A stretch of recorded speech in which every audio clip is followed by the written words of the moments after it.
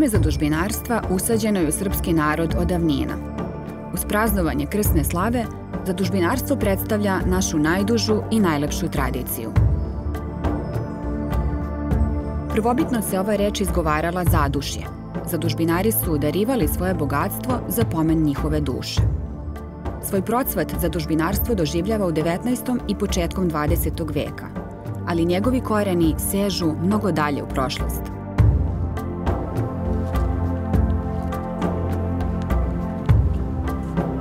Zadužbinarstvo je kroz istoriju imalo veliki značaj za očuvanje srpske kulture, identiteta i pravoslavne vere. Danas, u sveopštoj trci za materijalnim, čini se da je tradicija zadužbinarstva uvenula. Želja za darivanjem sve ređe izbija i cveta iz naših duša. Ako si pravi Srbin, moraš biti zadužbinar, govorio je vladika Velimirović. Pomisli šta si do sada učinio za svoju dušu, pa požuri da uradiš najviše što možeš, jer duša je viša od svega. Ako ne možeš da sagradiš crkvu, napravi česmu. Ako ni to ne možeš, ti posadi drvo pored puta. Nahrani gladnog, napoj žednog, posveti svete ćivote srpske zemlje. Mnogo je načina da budeš zadužbinar. Ti odaberi jedan.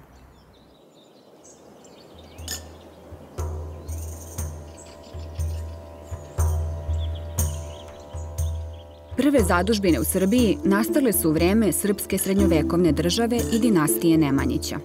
13., 14. i 15. vek odlikovali su altruizam, humanost i nesebičnost plemićkog zadužbinarstva. Kraljevska loza Nemanjića narodu je darovala mnoge građevine neprocenjive vrednosti, pa se vreme njihove vladavine smatra zlatnim dobom zadužbinarstva. Od rodonačelnika vladarske loze, velikog župana Stefane Nemanje, do poslednjeg, Uroša Nejakog, svaki vladar je podigao barem jednu crkvu ili manastir. Kada se govori o zadužbinarstvu, to je jedan duhovno-religijski motiv. I on se tiče nade u večno spasenje, tiče se toga da se ovozemaljskim stvarima mogu kupiti neke posle zagrobne. Tiče se i toga da se obnove neki stari manastiri srušeni. Tiče se i toga da se ostavi neki trag o svom postojanju u prošlosti. Za prilike srednjeg veka adekvatnije je govoriti o ktitogstvu nego o zadužbinarstvu kako poznajemo iz novije srpske istorije. Ktitogstvo je jedna specifična pojava koja postoji u srednjem veku i samo u pravoslavnom svetu i razlikuje se od novovekovnog zadužbinarstva i po samim motivima koji su pre svega lični i duhovni i u vezi sa vladarskom ideologijom tog doba, a takođe ktitor i osnivač manastira ili zadužbine ima i određena vlasnička prava i dalje nad tom svojom zadužbinom i njenom imovinom. Reč ktitor je grčkog porekla i znači dobiti ili steći. U ovom slučaju misli se na duhovnu korist, sticanje večnog života. Stefan Nemanja je prvi veliki graditelj crkava i jedan od najvećih ktitora Nemanjićke dinastije. U delima srpskih srednjevekovnih pisaca ktitogstvo je predstavljeno kao poseban bogougodni čin koji srpske vladare preporučuje za svetitelje i uvrštava ih u red svetorodne dinastije, čiji je začetnik Sveti Simeon Nemanja, koji se i sam istakao kroz ktitorsku aktivnost. Zatim od srpskih vladara taj model preuzima i srpska vlastela, pa već u poznom srednjem veku postoji veliki broj vlastelskih zadužbina, tako da bi se moglo reći da je ktitogstvo imperativ svih viđenih ljudi srednjeg veka. Najvažniji motiv za podizanje zadužbina bila je pobožnost, ljubav prema Bogu. Pored toga, manastiri su podizani iz zahvalnosti Bogu za neki uspeh, za izlečenje od teške bolesti ili spas od nevolje. Ponekad je postojao i politički motiv. Tu je reč o čvršćem vezivanju vladarske ličnosti za crkvu. U srednjem veku crkva je u državi bila izuzetno važna organizacija. Od nje je često zavisila stabilnost položaja vladara. Najstarija sačuvana zadužbina je manastir Studenica. Podignuta je u 12. veku i uz Hilandar predstavlja vrhunac ktitorskog pregnuća Stefana Nemanje. O lepoti ovog manastira od belog mermera peva i narodni pevač. Da vi znate naše namastire, slavne naše cara zadužbine, da vidite divnu Studenicu nedaleko od Novog Pazara, zadužbinu cara Simeona. Prvo babo sagradio crkvu, krasnu, slavnu sebi zadužbinu. U izgradnji Studenice dostignuti su najviši duhovni, kulturni i graditeljski dometi srednjovekovnog stvaralaštva. Važi za jedan od najlepših srpskih manastira, a UNESCO je ovo zdanje uvrstio u svetsku baštinu čovečanstva. Nazivaju je majkom crkava ili prvom srpskom crkvom, jer ju je izgradio rodonačelnik vladarske loze Nemanjića, veliki župan Stefan Nemanja. Studenica je kasnije bila idejni uzor svim vladarima ove dinastije. Sa njom počinju velike zadužbine nemanjićkog perioda, a samim tim i čitavog srpskog zadužbinarstva.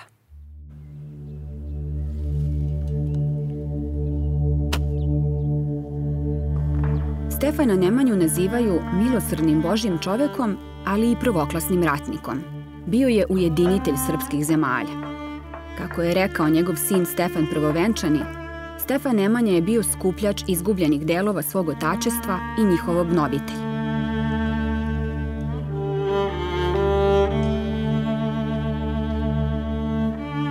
Veliki župan je u mnogome bio tipični evropski vladar svog vremena. Ipak, Stefan Nemanja spada u malobrojne evropske moćnike koji su proglašeni za svece. Studenicu, svoju najznačajniju zadužbinu, podigao je da bi u njoj ispunio zavet. U njoj se zamonašio. Takođe, odredio je da njegovo grobno mesto bude pod kupolom ovog hrama. Oče naš, iže jesi na nebesja, da svjati sja imja Tvoje, da priđe carstvije Tvoje. U srednjem veku važilo je pravilo da je svetovna vlast od Boga i da vladar treba da bude duboko religiozan, da služi Bogu, veri i crkvi. Kada nije ratovao, Stefan Nemanja je zidao crkve. Njegova želja bila je da stvori hristoljubivu državu. On je trasirao put prema pravoslavlju, udario temelje pravoslavlja koje više nikad nisu pomerila, a istovremeno je trasirao put svojim sinovima, Stefanu Prvovenčanom i monahu Savi, da krenu ka Vizantiji i da odatle dobiju autokefalnost. Kada se govori o Nemanjićima, imamo i to okretanje ka Vizantiji. Nemanja je prvi okrenuo jasno Srbiju prema Vizantiji. Onda je druga faza Milutin koji je i ženidbom i osvajanjem velikih vizantijskih teritorija takođe približio se Vizantiji i vrhunac je za vreme Stefana Dušana koji je presekao Vizantiju na pola i osvojio velike teritorije.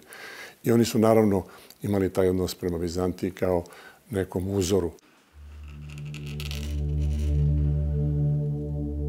Tradiciju ktitorstva preuzeli smo upravo od Vizantije. Ktitorskom podvigu Studenice pridružili su se i knez Vukan, kralj Radoslav, kralj Milutin. Ipak, najveću ulogu u dovršavanju Studenice i uređenju monaškog života imao je Sveti Sava. On je napisao Studenički tipik, prvo književno delo na srpskom jeziku.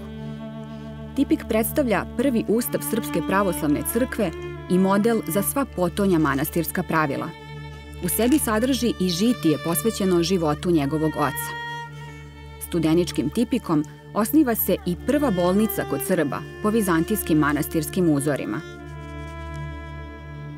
Žitije ocu, Stefanu Nemanji, napisao je i Stefan Prvovenčani. Dok je Sava živeo za crkvu, drugi Nemanjin sin, prvi kralj svih srpskih zemalja, Stefan Prvovenčani, živeo je za državu. Nemanja je udario temelje srpskoj državi, ali bez zajedništva Stefana Prvovenčanog i Svetog Save ne bi bilo Srbije. Braća gotovo zajednički upravljaju državom i postavljaju temelje fenomenu koji se u istoriografiji naziva simfonijom države i crkve, postavljenom na vizantijskim uzorima. Kako bi se učvrstila politička dominacija nove dinastije, bilo je potrebno da se u srpsku sredinu uvede koncept svetog osnivača. Ovde, u Velikoj Studeničkoj lavri, on je modelovan prema tročlanoj formuli – vladar, monah, svetitelj. Žitija Svetog Save i Stefana Prvovenčanog svedoče o uspostavljanju kulta Svetog Simeona, kasnije i Svetog Save. Prvo rečju, potom delom, a na kraju i perom, nastaje dinastička ideologija Nemanjićke države. Pojedini stručnjaci tvrde da je izgradnja kulta Svetog Simeona, kao i zadužbinarstvo u doba Nemanjića, bila deo nacionalnog plana jačanja i razvoja srpske države. Ako ktitokstvo srednjevekovnih vladara posmatramo iz ugla recepcije običnog naroda tog doba, mogu se uočiti neki elementi koji ukazuju na to da se radi na jačanju same dinastije, države pa i nacionalnog identiteta. Ktitok je po pravilu slikan u svojoj zadužbini u manastiru. On se stavlja u ravan sa Hristom, Bogorodicom, svetiteljima i na neki način dolazi u neki kontakt sa njima. Stvara se izvesna korelacija. U očima običnog naroda i sveta koji ulazi u taj hram, to svakako ostavlja neki utisak. U vizantijskoj civilizaciji samo 2 cara su proglašena za svetitelje. Zbog ogromnih zasluga za hrišćanstvo, prvi je Konstantin Veliki. On se proslavlja zajedno sa svojom majkom, svetom caricom Jelenom. Drugi je Jovan III. Duka Vatac, car Nikejskog carstva, koje je posle pada Vizantije baštinilo njenu tradiciju. Nasuprot tome, skoro svi vladari iz dinastije Nemanjića su kanonizovani. Time se srpski narod priključio grupi naroda koji imaju svoje svetitelje i patrone, što je bilo značajno za jačanje pozicije države na međunarodnom nivou. Kanonizovanje kralja Milutina se pokatkad preispituje. Iako je za 40 godina vladavine podigao 43 zadužbine, po nekim izvorima ženio se čak 5 puta, što nije u skladu sa pravilima pravoslavne crkve. To su bili politički brakovi, vrlo promišljeni u tom trenutku i on je podigao toliko crkava da je to nešto što impresionira. I na kraju je podigao i tu čuvenu bolnicu u Carigradu koja ulazi u istoriju vizantijske medicine kao jedan od najvećih središta. Tako da je potpuno zaslužio da bude kanonizovan i on je kanonizovan vrlo brzo posle smrti. Crkvena politika Stefana Nemanje predstavlja zaokret u politici srpskog srednjovekovnog sveta i u tome se posebno ističe njegova ktitorska aktivnost. Nemanjino zadužbinarstvo dostiglo je vrhunac na Svetoj gori, podizanjem Hilandara.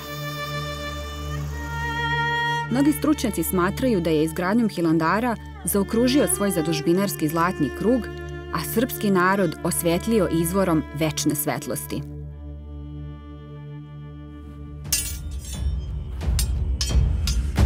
Prvorođeni sin Vukan očekivao je da će naslediti srpski presto od oca Stefana Nemanje.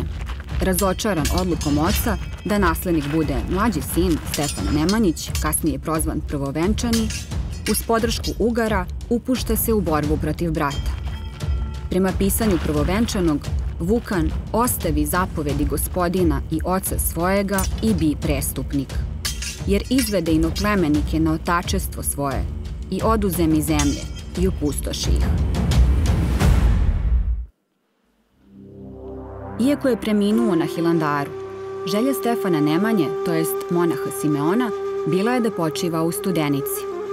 Sveti Sava organizovao je prenos njegovih moštiju u Studenicu, zahtevajući od braće Vukana i Stefana da se izmire. Praštaj, brate, praštaj. Posle njihovog pomirenja, iz moštiju je poteklo Miro, po kome Simeon dobije naziv Mirotočivi. To pomirenje je od izuzetnog značaja za našu državu i kulturu. Sa završetkom bratoubilačkih ratova počinje doba napretka i razvoja. Osim toga, oba brata, Vukan i Stefan Prvovenčani, sahranjeni su u Studenici, kao i njihovi sinovi. Tako Studenica postaje ne samo grobno mesto svog ktitora, Stefana Nemanje, Svetog Simeona, već i grobna crkva dinastije Nemanjića. Pored duhovne i kulturne, ovaj manastir ima i izuzetnu arhitektonsku i umetničku vrednost. Uz Bogorodičinu crkvu u Studenici i Miroslavljevo jevanđelje zauzima ključno mesto u srpskoj srednjovekovnoj umetnosti. Zanimljivo je da se pojedini ukrasi sa fasade Studenice mogu videti i na stranicama Miroslavljevog jevanđelja, najznačajnijeg spomenika srpsko-slovenskog jezika. kada govorimo o ovom rukopisu, onome što je vizualni identitet, jesu sačuvani inicijali, kojih je gotovo preko 300, koji u velikoj meri nalikuju na sve ono što se očuvalo u arhitektonskom ukrasu Studeničkog hrama. Dakle, tu pre svega govorimo o izvesnim antropomorfnim i zoomorfnim motivima koje kada bismo uporedili sa sačuvanim, recimo, konzolama koje su izvedene po uzoru na ljudske glave ili životinske glave koje se nalaze na studeničkim fasadama, a koje zapravo služe da upozore stradalnog čoveka na pad u greh i na mogućnost njegovog pada u greh, a sve to se naravno vizuelno da propratiti kroz simbole izvedene lozice na portalima u Studenici, mi ćemo videti zapravo sve ono što jeste poruka toga vremena. Bez obzira da li govorimo o jednoj knjižnoj iluminaciji, jedan te isti simbol funkcioniše u potpunosti isto, bez obzira da li je u pitanju pergament ili je u pitanju kamen, kao što je to u pitanju Studenica. Bogorodičina crkva u Studenici predstavlja građevinu u kojoj su na umetnički način sjedinjeni uticaji istoka i zapada. Prostorna rešenja zasnovana su na rešenjima vizantijskih osnova crkava, dok fasada ima elemente zapadne romaničke arhitekture. Na sličan način, kombinacijom vrednosti i tradicija istoka i zapada, obrazovana je srpska srednjovekovna država. Kod Srba imamo jedan poseban moment, to je da su Srbi kao najzapadniji pravoslavni narod primili izvestan uticaj iz latinskog sveta zapadne Evrope. Taj uticaj je išao u najmanju ruku sa dve strane. Jedan je bio iz Italije, Apeninskog poluostrva, preko primorskih gradova kao što su Kotor, Dubrovnik, a drugi je dolazio iz Ugarske s kojom je Srbija imala veoma tesne veze. Tako da, recimo, kada se govori o medicini u poznom srednjem veku srpskoj, koja je dostigla vrlo visok nivo, ona je vrlo bliska školama koje su postojale u Salernu u Italiji i Montpellieru u Francuskoj. Bogorodičina crkva je značajna po tome što ona predstavlja najznačajniji spomenik Raške graditeljske škole, kao i model za mnoge buduće crkve koje su građene u tom stilu. Ono što je značajno za taj stil jeste što njega karakteriše spoj romaničke i vizantijske umetnosti. Drugi element jeste slikarstvo u Bogorodičinoj crkvi i također njen značaj je i u tome što je ona građena sa ciljem da bude grobno mesto osnivača dinastije Stefana Nemanje, odnosno Simeona Mirotočivog. Kasnije je Studenica korišćena kao uzor za druge vladarske zadužbine koje su bile predviđene da budu vladarski mauzoleji, kao što je Žiča, Sopoćani, Banjska ili Dečani. Jedno od najpouzdanijih merila za određivanje pripadnosti nekom narodu jeste jezik. U Studenici se prvi put pojavljuju natpisi i tekstovi na srpskom jeziku na freskama, a studeničko slikarstvo predstavlja promenu političko-ideoloških opredeljenja tadašnje Srbije. Studeničko slikarstvo je karakteristično po tome što se na njemu prvi put javljaju natpisi na srpsko-slovenskom jeziku. Do tada su natpisi u srpskim crkvama bili na grčkom jeziku. Inače, u vreme kada je crkva oslikavana 1208. 1209. godine, još nismo imali samostalnu srpsku crkvu, tako da se na taj način, time što su natpisi na srpsko-slovenskom jeziku, htjela istaći težnja ka sticanju crkvene, a i državne samostalnosti. Ktitorska delatnost Stefana Nemanje odigrala je veliku ulogu u budućem Savinom radu na stvaranju autokefalne arhijepiskopije. Upravo u tom svetlu treba posmatrati njen značaj. Ukoliko nije imala svoju autokefalnu crkvu, država toga doba nije mogla da bude nezavisna. Osim toga, vladari su dizanjem crkava i manastira dobijali podršku od crkve za svoju vlast i za svoju dinastiju. Srpske srednjovekovne države ne bi bilo bez crkve, ali također ni crkve ne bi bilo bez tako jake i moćne države u srednjem veku. Najizraženija politička uloga zadužbina Nemanjića, manastira pre svega, je što igumani kraljevskih manastira učestvuju u radu crkvenih i državnih sabora. Igumane tih manastira postavlja sam vladar. Sačuvane notacije srpskih članova sabora svedoče da postoji jednak broj episkopa i jednak broj igumana u tim telima, tako da je postignuta izvesna ravnoteža. S tim što opet naglašavam da na izbor episkopa kralj nema uticaj, dok na izbor igumana ima uticaj, pa bi se moglo posredno reći da je na taj način kroz svoje ktitogstvo i kroz delovanje svojih manastira vladar mogao ostvariti izvestan uticaj i u nekim telima kao što je crkveni sabor. Dinastija Nemanjića gasi se posle Maričke bitke 1371. godine. Srpska srednjovekovna država poživjela je još nekoliko decenija pod Lazarevićima i Brankovićima. Potom su usledila teška stoleća turkokratije, prevlasti Turaka. Nekoliko vekova nismo imali svoju državu. Kada je početkom 19. veka Karađorđe podigao ustanak, ustanici su imali osnova da se pozivaju na Nemanjićku državu. U očuvanju srpskog identiteta i državotvornosti značaj Nemanjića je neizmeran. Oni su oblikovali kulturu i nacionalno biće srpskog naroda ne samo u srednjem veku, već i kasnije. Tekovine koje su prvi Nemanjići ostvarili imaju veliki značaj koji se odražava do današnjeg dana. Mnogi smatraju da je upravo to njihova najveća zadužbina.